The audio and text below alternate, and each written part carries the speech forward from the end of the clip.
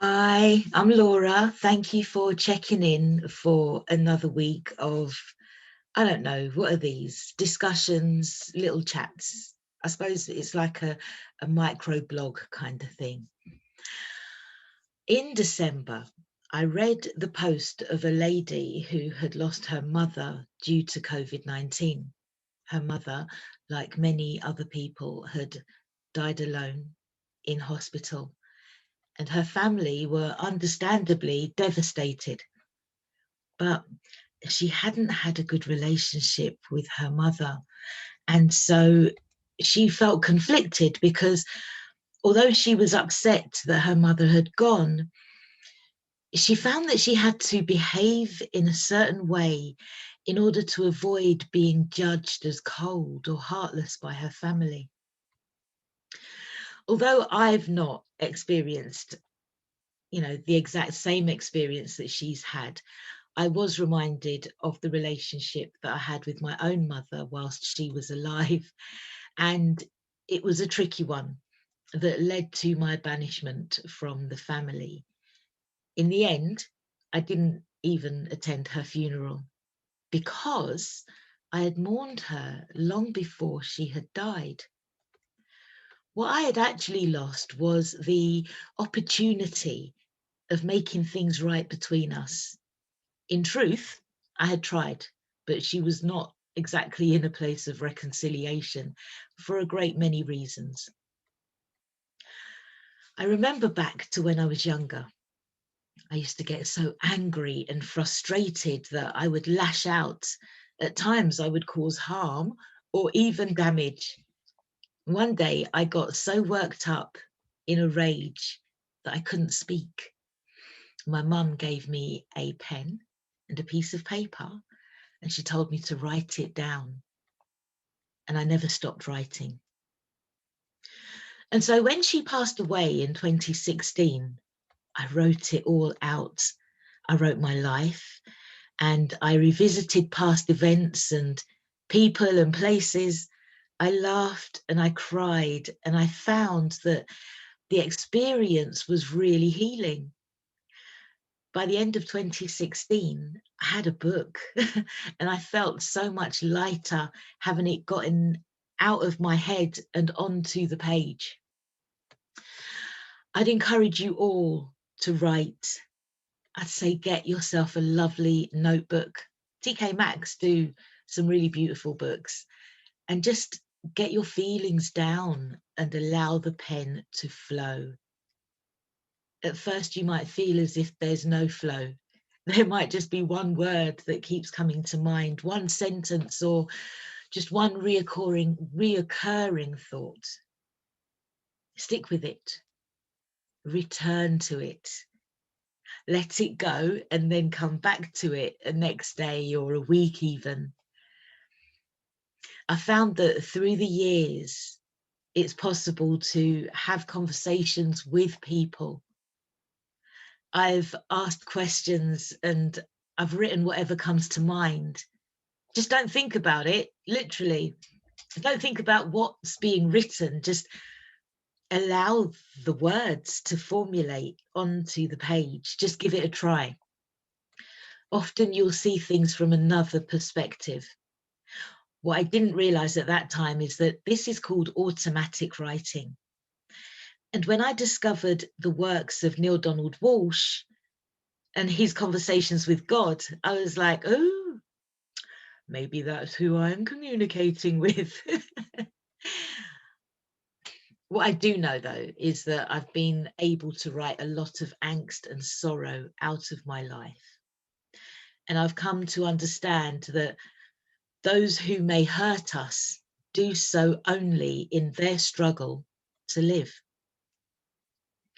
My mother had very strong religious beliefs that enabled her to continue when she experienced major loss and when she was having personal pains that I will never be aware of. Had she have written it all down, things may have been different. But for all I know, she may have written it all down.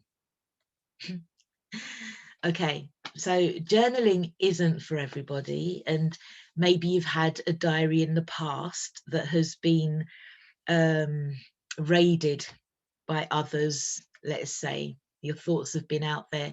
And I understand that there are many people who believe that they are best kept inside. But I would say, give it a try. When you lose someone close to you, whether they've died or they've just gone from your life, you can find that words escape you. There may be another way for you that provides the relief that you've needed. And if that's the case, then can you please just put your points or your comments down in the notes below so that others who are listening to this conversation or my rant, whatever this is, can just find a way that might work for them. I'm not an expert. I don't have all the answers. You guys do, okay? Another thing that has gotten me through my loss is music. I'm a sucker for a strong and heavy bass line. It soothes my soul.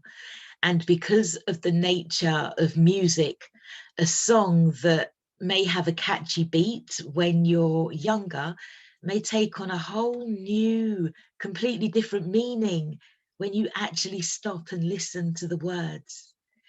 The most common example of this for me is reflected in the works of Bob Marley. It would have been his birthday on Saturday had he have lived.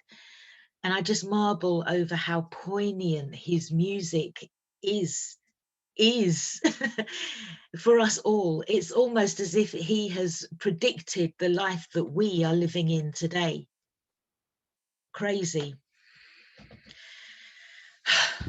Expression is necessary, especially when you are experiencing grief. Keeping it bottled up can cause problems within our health in the future. If we can write it out, if we can sing it out, if we can write poetry or songs about how we feel, then we can work our way to a higher energy of acceptance and eventually joy once again. How many songs are in the charts, you know, throughout our lifetimes that have been written from a place of angst and depression? There's something in it, you know, there really is. And your feelings are no less important than the likes of Beyonce or Lady Gaga, Ed Sheeran or John Legend. Just putting pen to paper to express yourself from the heart might be the making of your future instead of the death of you. I decided to write because I didn't want my experiences to be in vain. I realized that there was a lot of information that I could share with others based on the lessons that I had learned. Writing kept me sane. It has allowed me to explore the depth of my feelings and my next steps. So regardless of whether you have experienced a loss or not, you will still experience ups and downs. That's what life is about. Writing those highs and those lows allows you the clarity and the answers necessary to carry on. I'm going to leave it there. If you have any comments, then please feel free to write them below and I'll comment back. In future, I do want to have Zooms. I know I say it every week. I will keep on saying it. I want to have Zooms so that we can have open discussions about dying, death, bereavement, and your experiences and your methods of coping and working your way through to wherever you are now. Okay? I hope that you are well. And I thank you for taking this time to listen to my rant.